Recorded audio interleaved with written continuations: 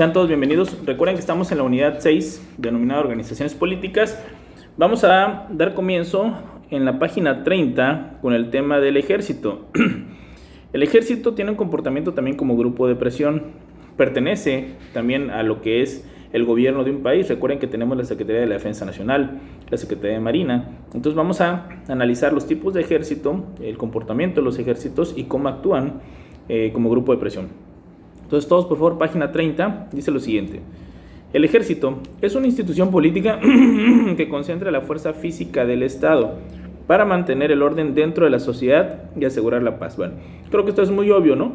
Nosotros vemos precisamente en los militares y en los marinos a esa fuerza física del Estado que puede poner orden y que está también para defender la soberanía de un país y asegurar, por supuesto, la paz, pero también lo que es la soberanía de un país. Es decir, cuando un ejército invasor nos ataca, pues quien tiene que salir en defensa para poner en resguardo a todos los habitantes de un país y, por supuesto, para sostener la soberanía de un país es precisamente el ejército. Función del ejército. Según el tipo de nación, así será la función que tenga el ejército. Si la nación es pacífica, la función del ejército será defensiva con respecto a otras naciones.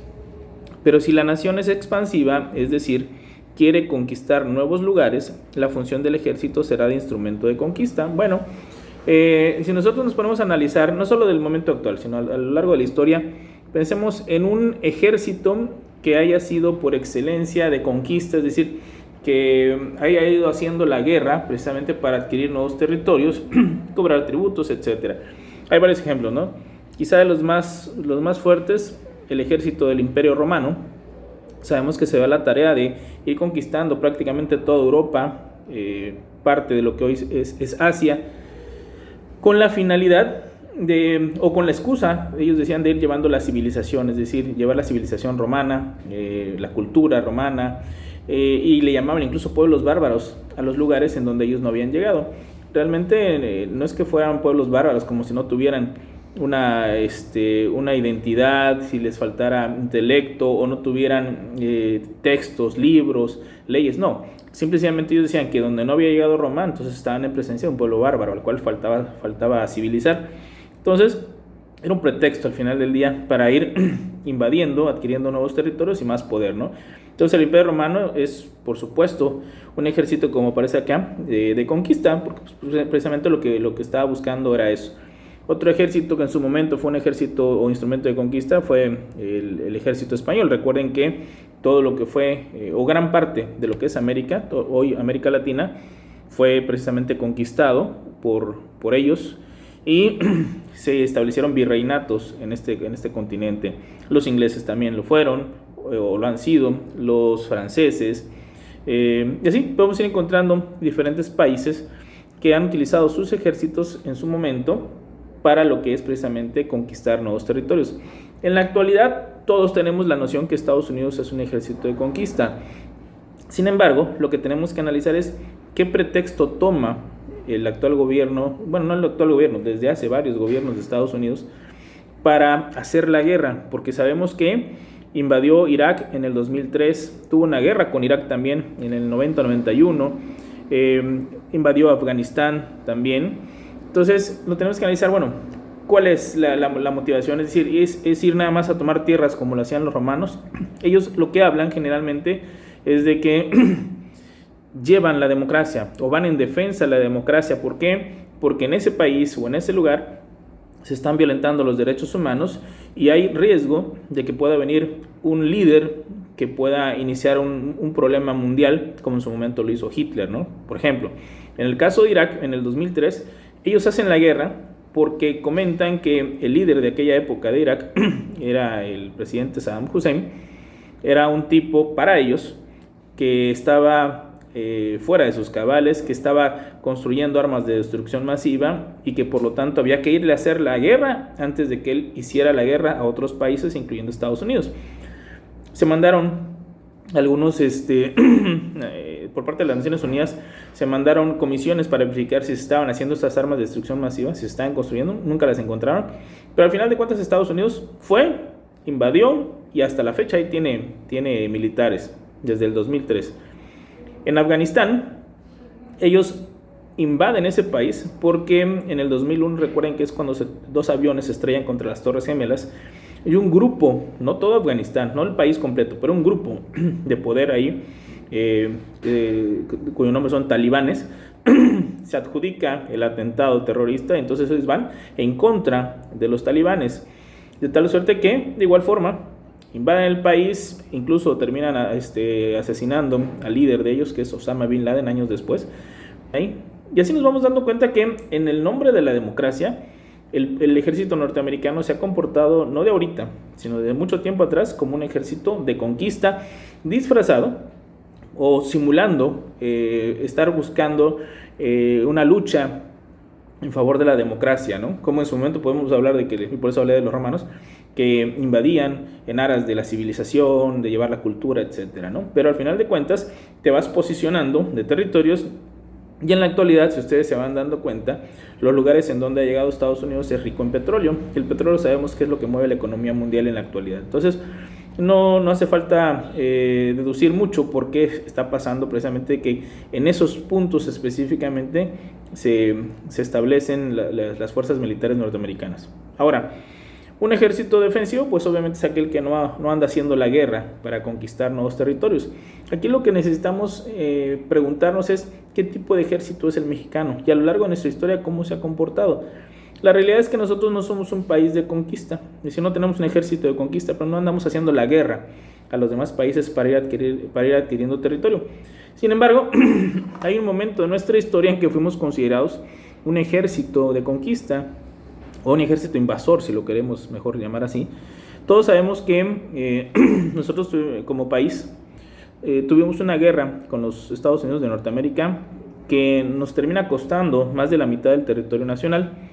Sin embargo, pocas veces o casi nunca, creo, nos explican cuál fue el motivo que originó que se diera esa guerra.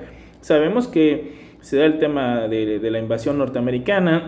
Hay pasajes históricos famosos como la defensa del castillo de Chapultepec y el tema de los niños héroes, pero no tenemos muy claro por qué, o por lo menos, y aquí es donde hago memoria, cuando nos enseñan esta parte de la historia en las primarias, casi nunca nos enseñan por qué se originó la guerra. Es decir, queda como muy nublado el tema. Y miren, en aquel entonces el territorio mexicano, por supuesto, era mucho más grande que el que tenemos en la actualidad. Habían límites, como siempre, fronteras entre los dos países, Estados Unidos y México. Y un tema primordial era ese límite entre Estados Unidos, es decir, qué es lo que iba a dividir a uno y otro, cuáles eran los límites territoriales. Y estaba basado en un tema de los ríos. Sabemos que en la actualidad el río Bravo es el que marca precisamente el límite, pero en aquel entonces era el río Nueces, que es un río que está por encima, es decir, mucho más al norte del río Bravo. Por lo tanto, eso era considerado territorio mexicano, y eso lo pueden checar ahí en diferentes estudios o documentos históricos, era mexicano. Sin embargo, los norteamericanos pues realizaron una acción de provocación.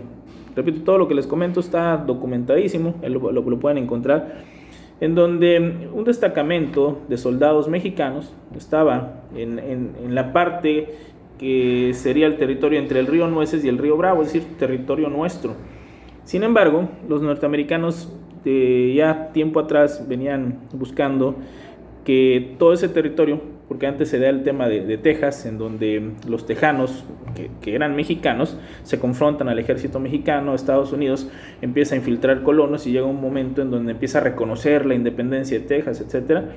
Pues era muy obvio que Estados Unidos estaba en búsqueda de territorios que lo llevaran hacia lo que era el oeste, porque Estados Unidos eran 13 colonias originalmente en la parte este, sí, en la parte del Atlántico. No tenía todo lo que hoy sería California, Texas, Nuevo México, Utah, etcétera. Y por supuesto no habían puertos. Recuerden que la vía marítima era la principal forma de comerciar. No tenía puertos del otro lado, del lado del Pacífico. Entonces necesitaba esos territorios y de formas muy distintas se fueron apropiando de territorios. Algunos los compraron. Y pues sabemos también que a nosotros nos costó una invasión el tema de la pérdida de estos territorios. Pero aquí lo importante es entender por qué se origina la guerra. Este destacamento de soldados mexicanos estaba en ese momento, en ese punto, y mandan a un grupo pequeño de soldados, pues al final de cuentas a provocar, ¿no? Soldados norteamericanos. El destacamento militar de los mexicanos era mucho más amplio que los soldados que mandan, y por supuesto, si hay un ejército que está en tu territorio y no pide autorización, pues el ejército tiene que pues defenderse, ¿no? Tiene que expulsar al ejército que está sin permiso en un país, porque se considera un ejército invasor. Entonces, los militares mexicanos terminaron matando a un número de soldados, no recuerdo si eran 11 por ahí de soldados norteamericanos, y lo que hicieron en Washington, es decir, donde está la capital de Estados Unidos, es mencionar, y aquí es donde viene la parte engañosa, ¿no? Mencionar con aquellos medios de comunicación de la época en donde se utilizaba principalmente el periódico, y dijeron que sangre de soldados norteamericanos habían sido asesinados por un ejército invasor, es decir, por un ejército extranjero en territorio de Estados Unidos, cosa que no es cierto, ¿no? El territorio era, por supuesto, que era de nosotros. Sin embargo, se tomó esta parte un poco tramposa, engañosa, para originar una guerra que de por sí estaban buscando. Ellos ya habían pretendido comprar el territorio, como México les había dicho que no se los iba a vender, pues tenían que buscar alguna manera de hacerse del territorio, de ese territorio que tanto ansiaban, que le pertenecía a México, y pues toman como excusa esta muerte de soldados norteamericanos desde la óptica norteamericana por un ejército invasor que estaba en territorio que era de ellos, cosa que, repito, no es cierto, lo pueden checar, y a partir de ahí nos hacen la guerra que ya sabemos que nos cuesta más de la mitad del territorio nacional. Ahora, ahí fuimos considerados un ejército invasor, pero sabemos que en la realidad no lo fuimos ni lo somos, y ojalá, y creo, no lo seremos. Nosotros los mexicanos tenemos un ejército que siempre está en aras de la defensa de la soberanía, sí es cierto, pero México no tiene una tradición de conquista, es decir, de andar invadiendo a diferentes países, ¿no? Entonces, en cuanto a función del ejército, nosotros podríamos considerar nuestro ejército un ejército defensivo, no es de conquista, más allá de este pasaje de la historia, o este triste pasaje de la historia de nuestro país, en donde fuimos considerados un ejército de conquista, invasivo, ¿no? Repito, es realmente una simulación. Ahora, tipos de ejército. Se ha dado una clasificación de ejércitos de cuadros y ejércitos populares. Los ejércitos de cuadros son aquellos que se deben a las clases superiores de la sociedad en que se están. Son afectos a los pronunciamientos y a los golpes de estado, y los ejércitos populares son aquellos que se forman por regla general a raíz de una revolución y se deben a las clases populares. Bueno, esta es otra clasificación y la entendamos. Un ejército popular, ¿cuál es? Por ejemplo, todos hemos escuchado que a Francisco Villa y a Emiliano Zapata se les habla o se les denomina el general Villa y el general Zapata.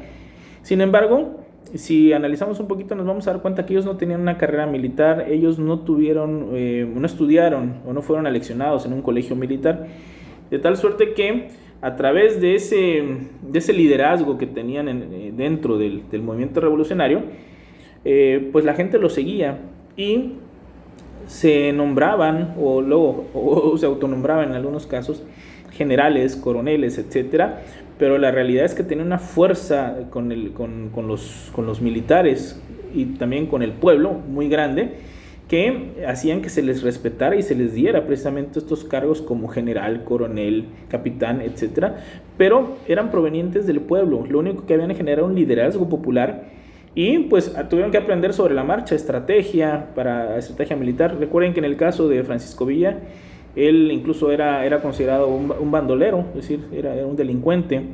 Su verdadero nombre era Doroteo Arango, pero era considerado, repito, una persona que estaba siempre al margen de la ley. Emiliano Zapata, un campesino.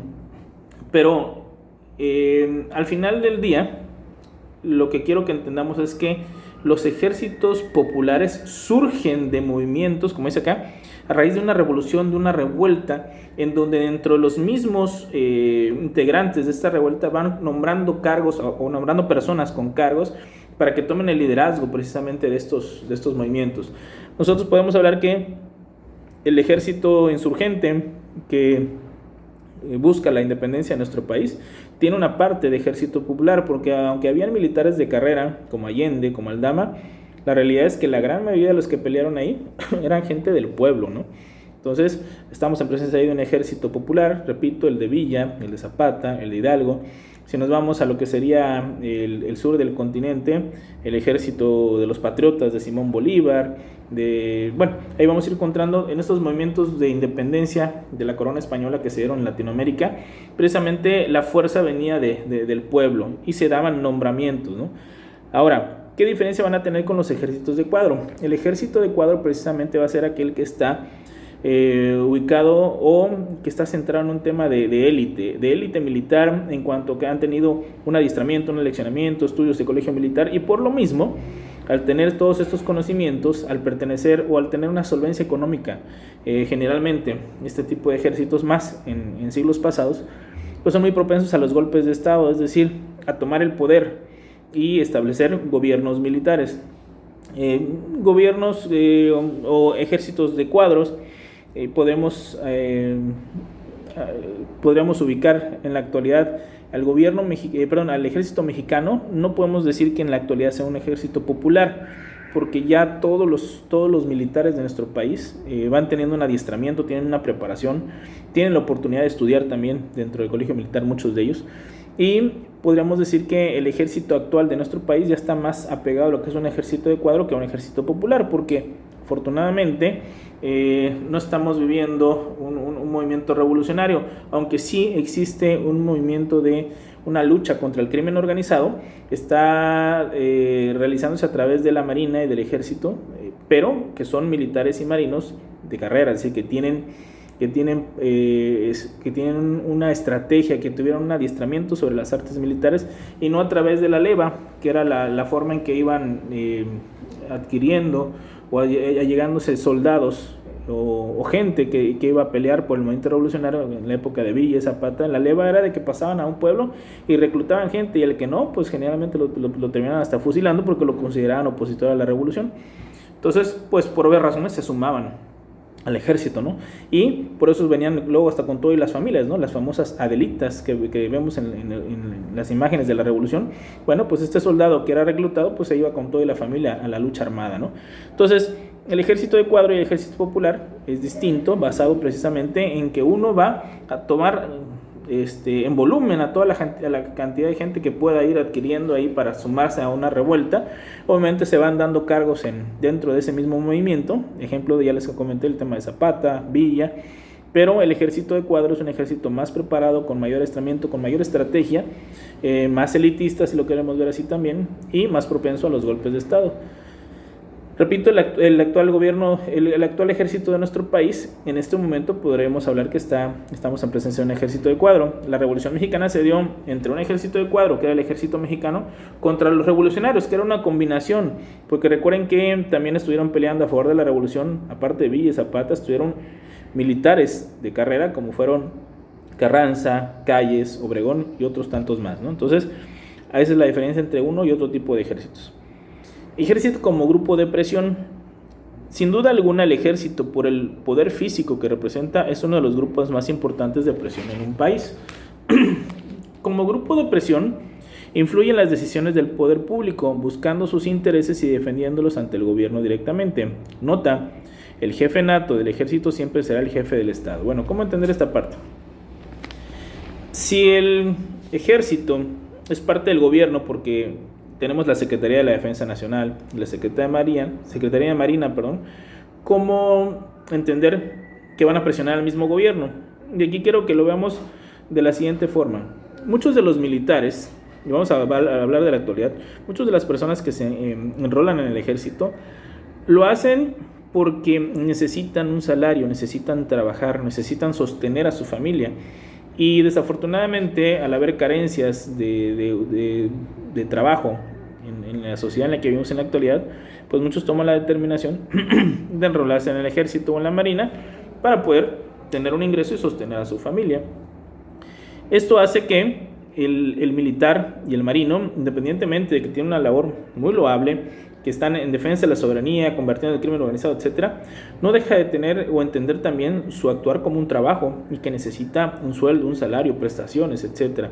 De tal suerte que si en algún momento ve que sus derechos están siendo violentados, pues como cualquier grupo de presión, presionará al gobierno, pero entendamos algo, la presión que puede hacer el ejército es quizá la más riesgosa para un jefe de Estado o el grupo que esté en el poder, porque el ejército es quien tiene la fuerza física, el ejército es quien tiene las armas y siempre estará en riesgo de que se dé un golpe de Estado cuando al ejército no lo traten de la forma correcta, ¿no? Cuando no se le respete y no se le dé las prestaciones necesarias precisamente para el sostenimiento de todos los militares.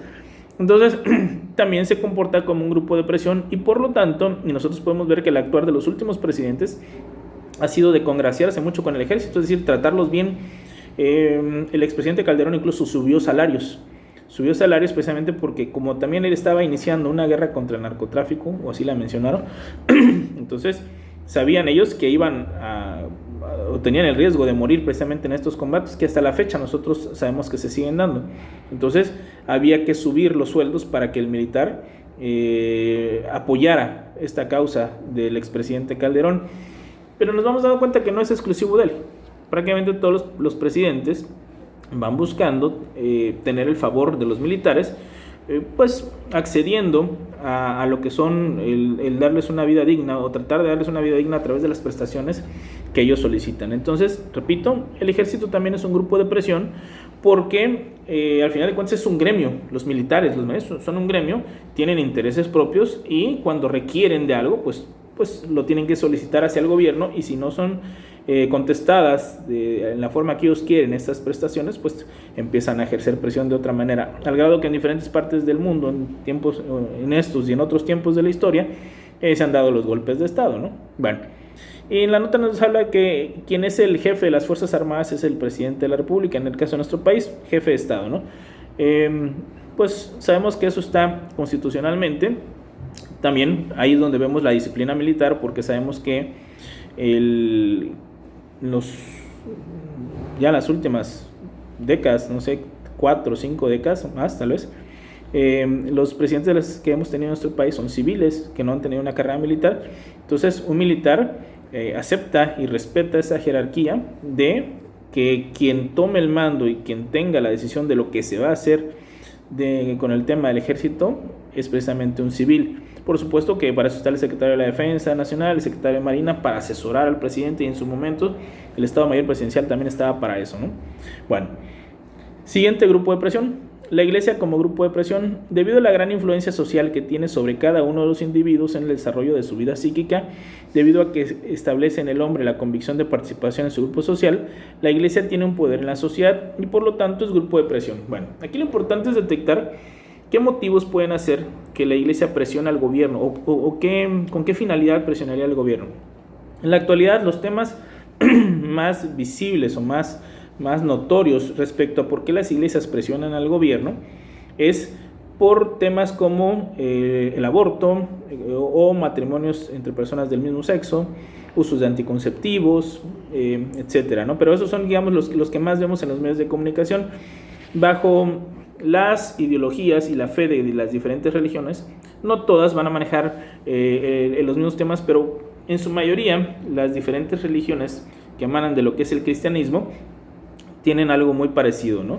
Entonces, cuando hemos visto que hay intentos en diferentes legislaturas del país por aprobar la despenalización del aborto, precisamente las iglesias, y cuando digo las iglesias no es solo una, ¿no? Son las diferentes iglesias, empiezan a hacer presión. Generalmente lo hacen a través de los medios de comunicación. Hay pastores, sacerdotes que dan entrevistas y fijan la postura de su iglesia, de cada una de las iglesias, y generalmente prácticamente todas las iglesias son antiabortistas y van haciendo presión a través de los medios de comunicación. En algunos momentos se han hecho manifestaciones, si no me equivoco, creo que en Sonora hace algunos años, incluso cuando iban a hacer la votación para ver si se despenalizaba el aborto, fueron y tomaron simbólicamente la entrada del Congreso local.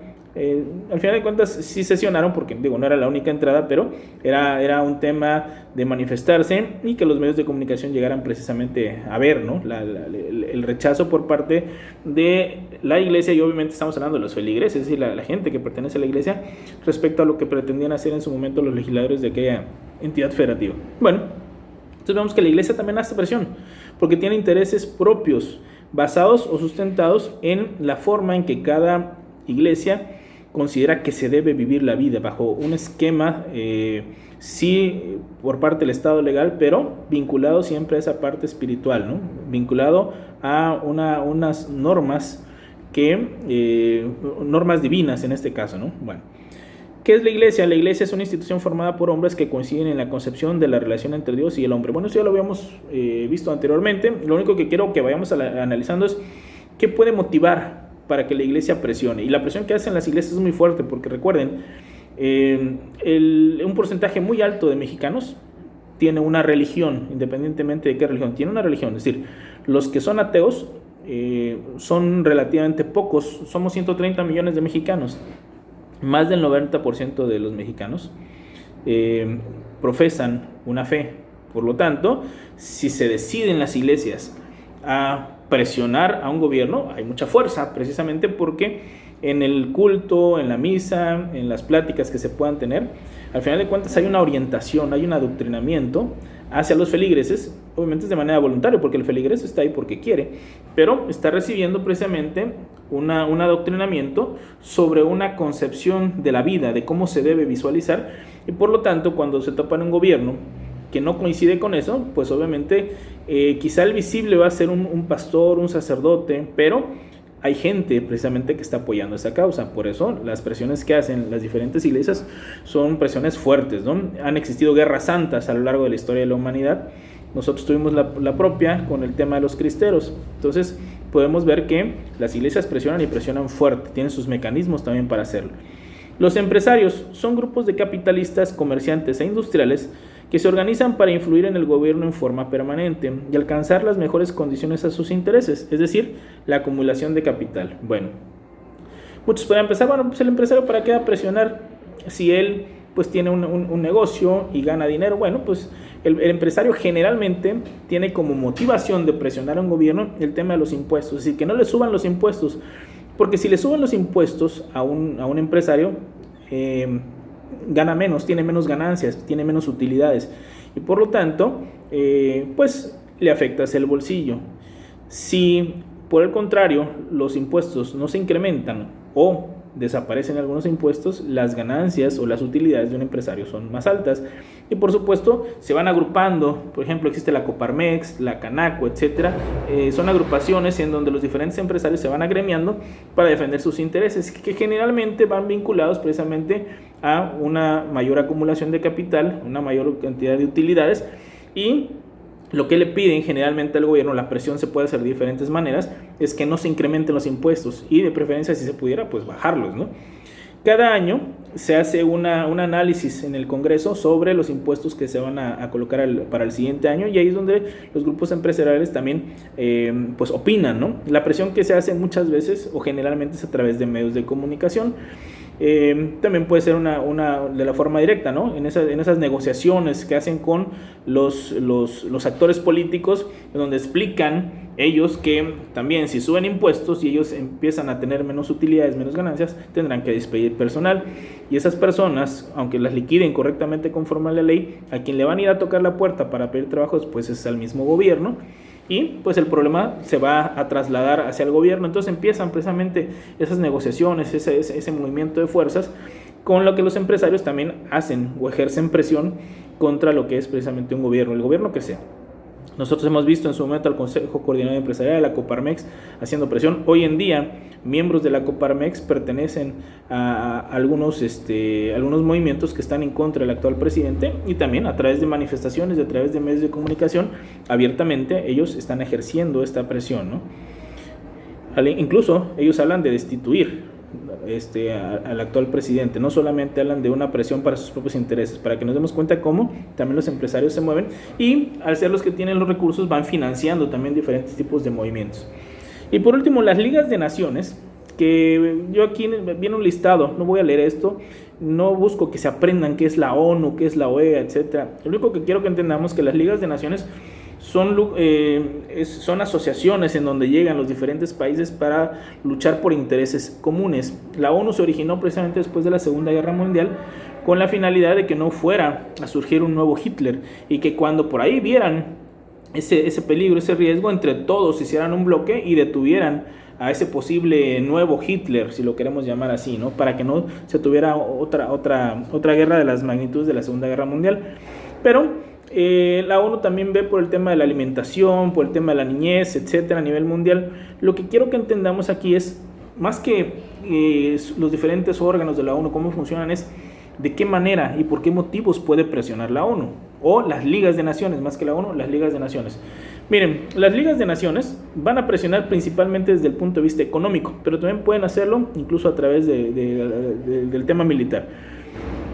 Cuando un país consideran desde la ONU que está violentando los derechos humanos de la gente de ese mismo país, es decir, más que un país, cuando un gobierno o un dirigente político está violentando los derechos de su propia gente según la visión de la ONU, entonces empiezan las presiones económicas y se dan bloqueos económicos, embargos económicos, en donde le dicen, bueno, si tú no respetas los derechos de la gente de tu país, yo no te vendo y no te compro, y como no te voy a vender y no te voy a comprar, te empiezo a afectar en la parte económica, no vas a tener solvencia y tu mismo pueblo va a terminar derrocándote, sacándote, o tú mismo te vas a rendir y tendrás que respetar los derechos humanos o irte de ese país.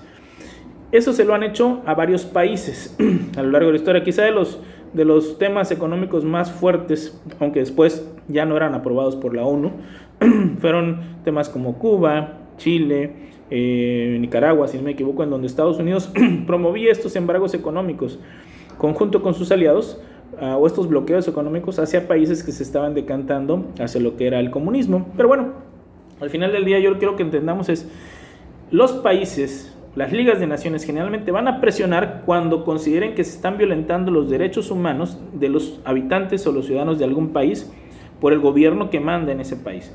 ¿Cómo van a ejercer esa presión? Generalmente a través de la economía. Presiones económicas, embargos económicos, no te vendo, no te compro. Ya cuando es muy necesario, incluso van a través de las Fuerzas Armadas. Existen los cascos azules que pertenecen a la ONU, que son fuerzas de paz, pero no dejan de ser militares. Entonces, esa es la forma en que las ligas de naciones presionan. Entonces, recapitulando, ¿el ejército es un grupo de presión? Sí, porque no deja de ser un gremio que necesita tener un salario, una solvencia económica. ¿La iglesia es un grupo de presión? También tiene sus propios intereses, por ejemplo, el aborto, usos anticonceptivos, etc. Ligas de naciones generalmente van en busca de que se respeten los derechos humanos en diferentes partes del mundo, y la principal forma de presionar es a través de la economía. Bueno, cualquier duda, ya saben, estoy para servirles. Tanto en el chat como aquí en la institución, con gusto los podemos atender. Con esto concluimos precisamente la unidad 6. Que tengan muy buen día.